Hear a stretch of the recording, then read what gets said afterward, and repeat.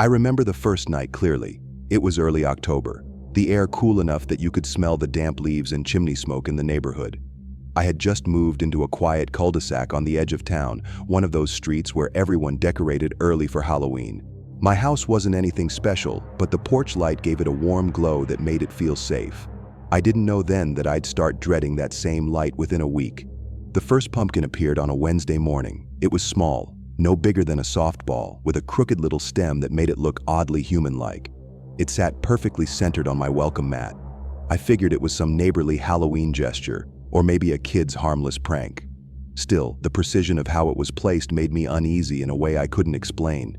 That night, I checked the doorbell camera footage out of curiosity. Around 2:17 a.m., the screen showed a tall shadow stepping into the glow of the porch light. The person, or thing, bent down, set the pumpkin gently on the mat, and walked off into the dark. There was no sound, no face, just movement. My stomach tightened as I realized the person never looked up toward the camera. I showed the footage to my co-worker the next morning. He laughed, saying it was probably a kid from the neighborhood playing some fall prank. But even he paused when I told him it happened in the middle of the night. That evening, I double-checked the locks, lowered the blinds, and turned on my porch light before bed, just in case whoever it was came back. Sure enough, the second pumpkin appeared the next morning. It was almost identical to the first, same size, same smooth skin. But this one had a small line carved across the surface, as if someone had dragged a key or a knife over it. The faint mark caught the sunrise light, and for a second, it looked like a smile. I began checking the camera footage every day now. At 2:14 a.m. exactly, the same shadow returned. The movements were calm, deliberate, and familiar, too familiar. Something about the posture made my chest tighten. My mind tried to rationalize it. Maybe it was a neighbor, maybe just a Halloween enthusiast. But deep down, I felt like I'd seen that shape before. By the third night, I stopped sleeping soundly. Every creak of the floorboards made me check the hallway. I started waking up around the same time the figure appeared on camera, even without an alarm. My dreams blurred with real sounds, the faint scrape of shoes on concrete, a door hinge groaning somewhere in the house. On the fourth morning, there were now 3 pumpkins neatly lined up on my mat. Each had that same single carved mark. I didn't even need to check the footage anymore.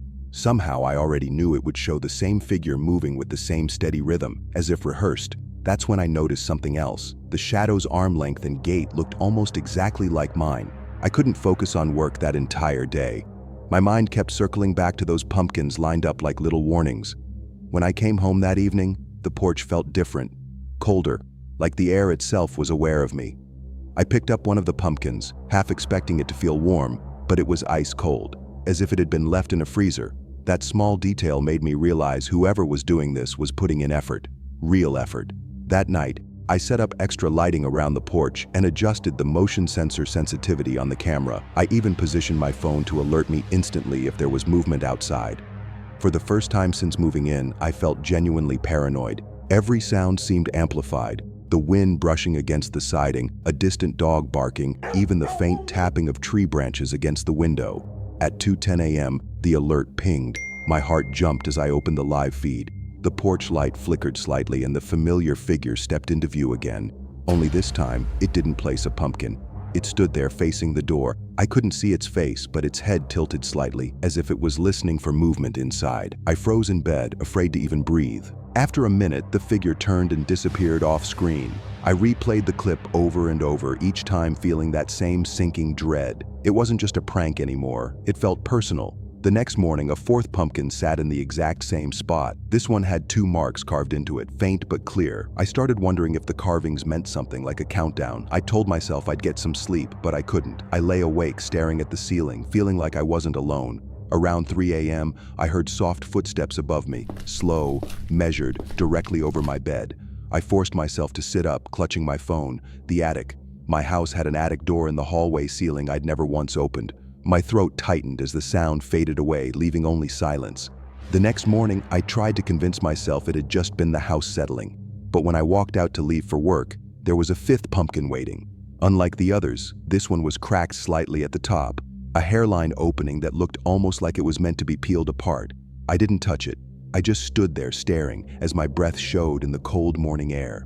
That evening, I invited my friend Ryan over. I needed someone to see this with their own eyes, to confirm I wasn't losing it. We reviewed the camera footage together, starting from the very first night. The figure's movements matched mine more and more each time. The posture, the stride, even the way it reached out with its right hand first.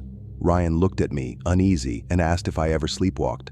I told him no, at least I didn't think so, but his question planted something in my head I couldn't shake. That night, I left my bedroom door slightly open and placed the camera feed on live view beside my bed. I forced myself to stay awake, my eyes fixed on that porch image glowing faintly from my phone screen. Around 2:14 a.m., movement triggered the camera again, and I watched in disbelief as I saw myself step into view. I sat frozen, staring at my phone screen, unable to process what I was seeing. The man on the porch, me, was barefoot, wearing the same t-shirt I had on right then. He bent down and placed the small pumpkin gently on the mat, pausing for a moment as if admiring his work. Then he lifted his head and stared directly into the camera lens. The expression was blank, eyes half open like someone caught between sleep and consciousness. My stomach twisted. I turned my head toward the front door, half expecting to hear movement outside. But the house was dead silent, the only sound being the faint hum of the heater. I slowly reached for my phone again and replayed the footage, praying I was seeing it wrong. But there I was, clear as day, standing under that flickering porch light, moving in a way that felt detached, unnatural. I didn't sleep at all that night. The thought of losing control of my own body terrified me more than any intruder ever could. I tried convincing myself it was an elaborate deepfake or maybe a glitch, but deep down I knew it wasn't. I remembered the icy feeling of the pumpkins, the perfect timing every night, the way my own body seemed to wake up around that same hour. The next morning, Ryan came by again after I told him what happened. He checked the footage himself and went pale. "Dude, that's you," he said, whispering like the house itself might be listening. I didn't argue. I just nodded, staring out the window at the row of pumpkins, 5 of them now, each one cracked a little deeper than before. I couldn't bring myself to throw them away. Something about them felt connected to me. That night, I decided to test it. I locked every door, hid my keys, even set my phone to record myself sleeping. I remember lying there, exhausted but wired, eyes burning from fear. The last thing I saw before sleep finally took me was the blinking red light on my camera, recording in silence. When I woke up, the house felt colder. My phone battery was dead, and a 6th pumpkin sat perfectly on the porch. I didn't check the footage right away. My hands were shaking too much. When I finally gathered the courage, the video showed me sitting up around 2:14 a.m., my eyes wide open but lifeless.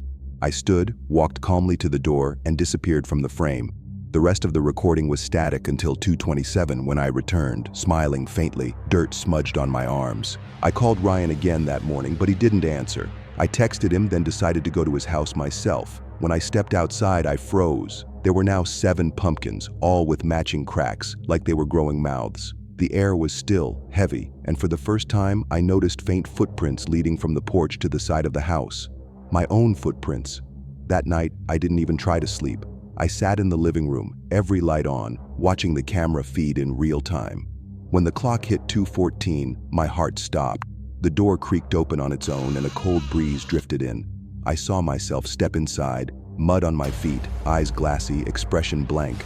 The version of me on the screen turned toward the camera and raised something to his lips. A small piece of pumpkin. I woke up on the couch the next morning with no memory of falling asleep. The pumpkins were gone. Every single one. The porch was empty except for a faint orange residue where they'd been. I never reviewed the footage again. I couldn't. I sold the house 2 weeks later and moved across the state. Still, sometimes I wake up around 2:14 a.m. for no reason at all, and for a split second, I can smell pumpkins. If you enjoyed this story, be sure to like, share, and subscribe. It was one of those calm, chilly afternoons when the air smelled like wood smoke and wet leaves. I was raking the yard while my little sister Emily played by the fence, humming a tune I didn't recognize. The sky was pale orange, and the scarecrow at the edge of our property stood crookedly against the fading light. I noticed Emily kept glancing at it between her songs, like it was part of her game. At first, I didn't think much of it. She was 6, imaginative, and always creating stories for her toys.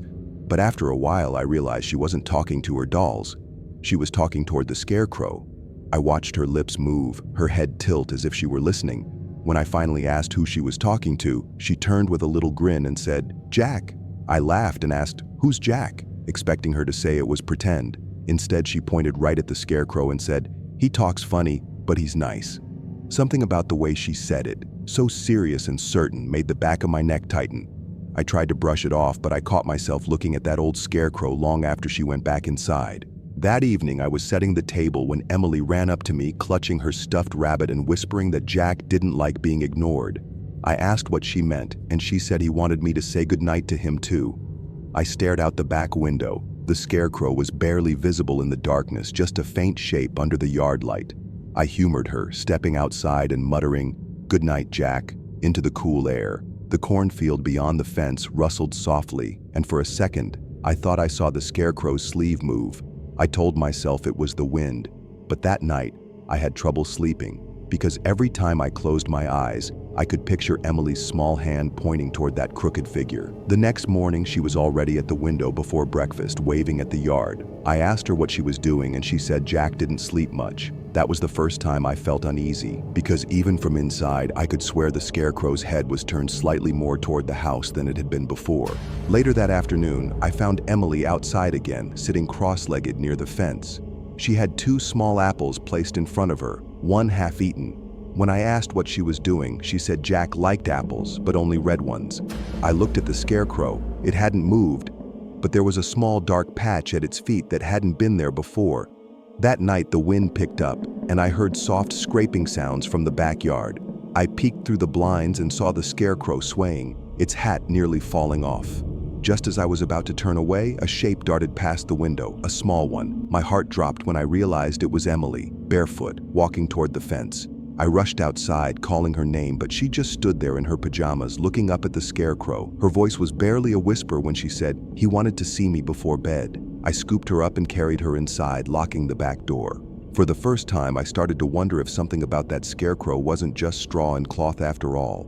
The next day, I made sure Emily stayed inside while I went to check the scarecrow myself. Up close, it looked worse than I remembered. The burlap face was sun-faded and stitched unevenly, one glass button eye dangling by a thread. Its clothes were torn in places, and the straw beneath looked damp, almost gray. Still, there was nothing that explained her fascination. I noticed the apples from the day before were gone. No cores, no pieces, just the patch of flattened grass where they'd been. I looked around the fence line, expecting to see squirrels or raccoons, but everything was quiet. The stillness of the morning felt heavier than usual, like the air itself didn't want to move. I walked back to the house, trying to shake the unease building in my chest. Inside, Emily sat at the table, coloring. She looked up and asked if I told Jack, "Thank you." I froze for a second, asking what she meant. "He said you were rude for taking his apples without asking," she replied, not looking up from her crayons. My mom laughed it off when I told her later, saying kids say weird things. But Emily's tone didn't sound playful. It sounded like she'd been corrected. That night, I couldn't sleep. Every small creak in the house made me glance toward the back door. Around 2 a.m., the porch light flickered, and I heard the faint sound of fabric rustling outside. I grabbed my phone, turned on the camera, and pointed it through the blinds.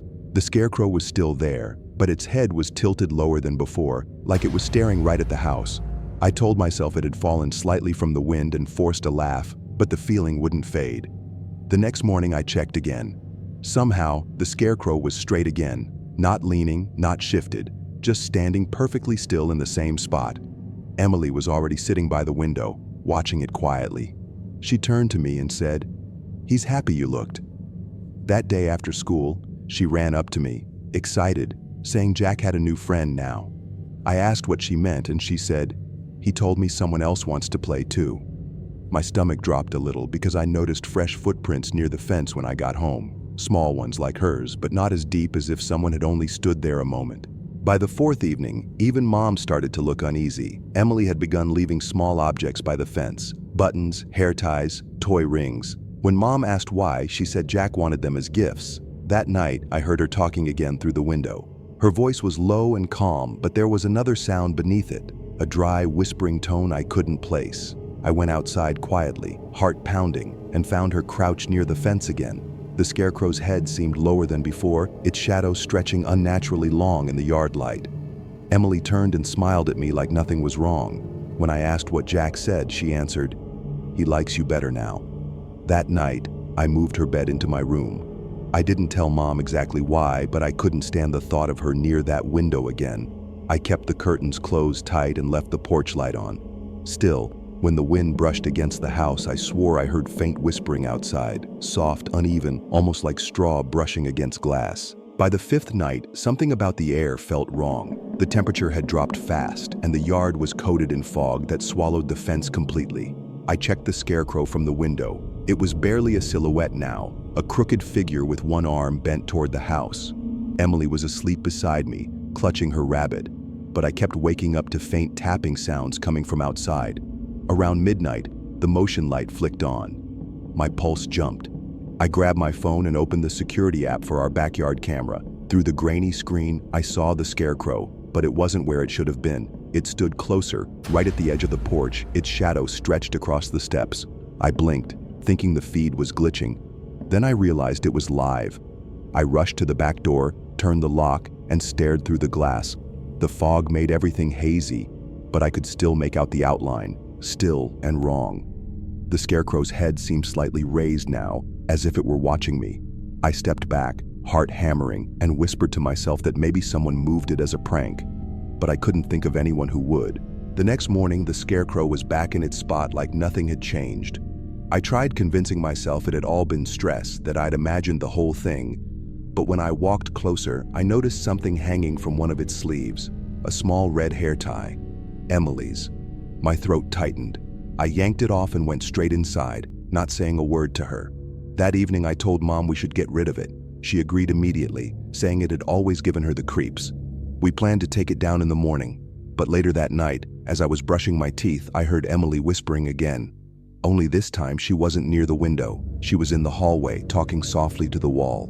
When I called her name, she froze. Slowly she turned her head and said, "Jack doesn't like when you're mean." Her voice sounded wrong, like she wasn't fully awake. I guided her back to bed, but when I tucked her in, she smiled and said, "He says goodbye tomorrow." I stood there for a while, not sure why that sentence sent chills down my back. Morning came with gray skies and wind. I went out with a shovel, determined to take the scarecrow apart, but when I reached the fence, it wasn't there. The post was empty, the grass flattened. For a moment, I thought maybe Mom had already moved it. Then I noticed something half buried in the dirt, a single button eye. I turned toward the house, heart pounding, as the back door creaked open on its own. I ran inside and called for Emily. She wasn't in her room. The back door was slightly ajar, swaying with the wind. I stepped outside again, calling her name over and over until I saw her small figure standing in the fog near the fence. She was talking, her hand raised as if holding someone's. I shouted and sprinted toward her, but by the time I reached the spot, she was alone. That evening, she didn't mention Jack again. She played quietly and wouldn't look outside, even when I opened the blinds. The scarecrow never came back and we moved away a few months later. But sometimes, when it's windy and the air smells like autumn, I catch Emily looking out the window for longer than she should, like she's waiting for someone to wave back. It's strange how something as innocent as a childhood game can stick with you for years. Every fall, when the air started to chill and the leaves turned to that deep orange color, my friends and I would meet in our neighborhood after sunset to play hide and seek in the dark. It wasn't just a game for us, it was tradition. We knew every shadow, every backyard fence, and every creaky deck plank by heart. That year felt different though. The air was colder, sharper. There was this odd stillness that settled over the street when the sun went down, like the whole neighborhood was holding its breath.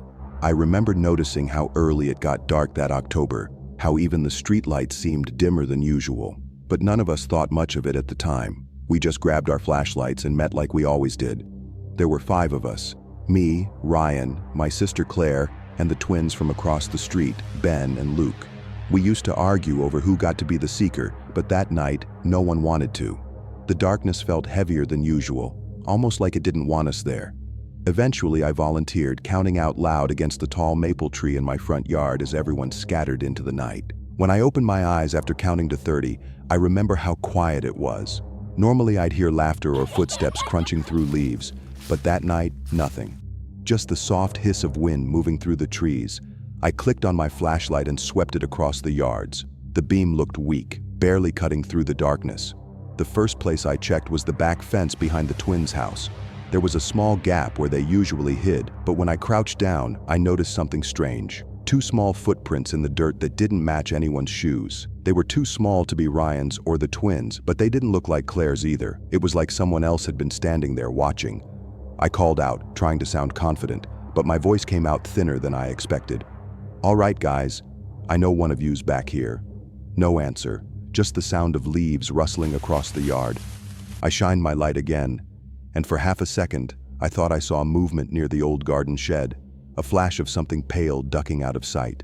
My stomach tightened. I figured it was Luke trying to mess with me, so I walked closer, crunching over the leaves as quietly as I could. The shed door was slightly open, creaking just a little with the breeze. I leaned forward, about to push it, when I heard whispering inside. It wasn't clear words, just this low, fast muttering, like someone talking to themselves. "Luke?" I said, but the whispering stopped instantly. I waited for a laugh or for someone to jump out, but nothing happened. My flashlight started to flicker then, the beam shrinking and swelling like it was struggling to stay on. And then, from inside the shed, I heard something that froze me completely. A giggle. A soft, high-pitched giggle that didn't sound like any of my friends. I backed away slowly, not taking my eyes off that open door. The air around me felt heavier, thicker. When I finally turned and ran back toward the yard, I caught something in my peripheral vision, a small shape standing near the fence, facing me. But by the time I turned the light toward it, there was nothing there, just the empty backyard and the faint creak of the shed door swaying in the wind. When I got back to the front yard, everyone was already there, standing near the maple tree. Their faces looked uneasy, even under the yellow porch light. "Where'd you go?" Ryan asked, his voice tight. "We've been calling you for like 5 minutes." I told them I thought I heard someone behind the shed, but when I said I heard whispering, everyone went quiet. Even the twins stopped fidgeting. Claire spoke up after a moment. "Was it a girl's voice?" she asked quietly. I frowned and said I wasn't sure, but yeah, maybe. Her face paled a little. "I saw someone too," she said. "When I was hiding behind the garage, I thought I saw a kid walk by the fence. They looked really small, but they didn't have a flashlight." None of us said anything after that. The silence that followed was heavier than before. Ryan laughed nervously, trying to break it. "Maybe it's one of the neighborhood kids," he said. "Someone new, maybe." But we all knew everyone who lived on our street. No one new had moved in that fall, and no kid that young ever played outside after dark. Still, we convinced ourselves it was nothing and decided to play one last round before heading in. This time, Ben offered to be the seeker, while the rest of us spread out again. I ran toward the far end of the block, slipping behind a tall row of hedges beside an old wooden swing set. The swing moved slightly, squeaking in the wind. I crouched down low, trying not to make a sound. The street looked different from there, quieter, darker. I couldn't even see the maple tree anymore. After a few minutes, I heard Ben start calling. "Ready or not, here I come." His voice sounded distant. I smiled to myself, certain I had a good hiding spot. But then, faintly from somewhere nearby, I heard another voice echo the same words. It mimicked Ben perfectly, down to his tone, but it came from behind me. Every hair on my neck stood up. I turned slowly, scanning the darkness. The hedges rustled softly, but nothing was there. I tried to convince myself it was just my imagination, or maybe the wind playing tricks with sound. But then I saw it again, a pale shape darting between the trees near the swing set, fast and low to the ground. I held my breath, afraid to move. The figure stopped near the swing set, half hidden by the shadows. I could just make out its outline, a small body, maybe the height of a 10-year-old, standing completely still. The swing creaked once more as the wind brushed past, and the figure tilted its head slightly, like it was listening. I whispered, "Who's there?" But the figure didn't respond. It just turned toward me. For a split second, I thought I saw a face, pale and blank, before it vanished behind the trees. My heart was racing as I broke from my hiding spot and ran straight back toward the others. I didn't even look back. I just ran until I saw their flashlights again. When I reached the group, I could barely speak. "Someone's out there," I gasped, "by the swing set." Ben frowned and said he hadn't even gotten that far yet. Claire was shivering, hugging her arms tightly. "We should stop," she said. "I don't want to play anymore." But before we could decide, we all froze at the same time, because from the far end of the street, someone called out again, "Ready or not, here I come." It wasn't Ben. He was standing right in front of us. For a long moment, none of us spoke. The voice was faint but unmistakable. It carried that playful rhythm, the same one we used during our game, but hearing it from so far down the street where the light barely reached made it sound wrong. Ryan whispered, "Who the hell was that?" But no one answered. Ben's flashlight trembled slightly in his hand as he aimed it toward the sound. The beam cut through the dark, landing on the spot near the swing set. The swing was still moving, swaying like someone had just stepped away from it.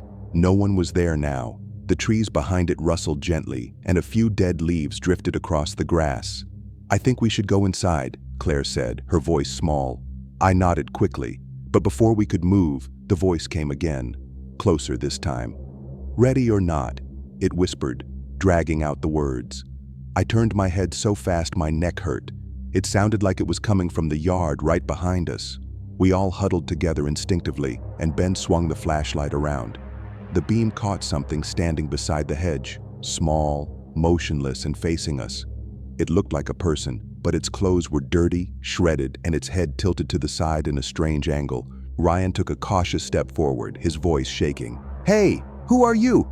The figure didn't move. I could barely see its face, just pale, smooth skin and what looked like button eyes. Claire let out a quiet sob. "That's not funny," she whispered. Then the figure twitched, like its arm had jerked unnaturally, and in the faint light, we saw a thin smile stitched across its mouth. We all screamed and ran toward the house. The porch light suddenly felt like a lifeline in the darkness. I slammed the door behind us and locked it, gasping for breath. Everyone was talking at once, trying to make sense of what we saw. "It looked like a scarecrow," Claire said through tears, "like a kid-sized one." Ryan shook his head, pacing near the window. "How could it move like that?" Ben pulled back the curtain to peek outside, but the yard was empty now. Only the swing moved in the breeze, squeaking softly. We stayed in the living room for almost an hour, too afraid to go upstairs. Finally, our parents came home from dinner, and we told them everything. Of course, they didn't believe us. They said it was probably a prank by neighborhood kids, but none of us went near that backyard again. The next morning, when I left for school, something caught my eye near the curb. A small pile of leaves had been neatly arranged beside our mailbox. Sticking out from it was a tiny corn husk doll tied together with twine. It had a stitched smile and button eyes, just like the figure we saw. I stared at it for a long time before running back inside and slamming the door. Every fall since then, we still get together, but we never play hide and seek in the dark anymore. Sometimes, though, when the air gets cold and the leaves start to turn, I think about that night, about the voice that joined our game. And sometimes, when I'm alone outside, I swear I can still hear it, faintly calling from the shadows. "Ready or not?"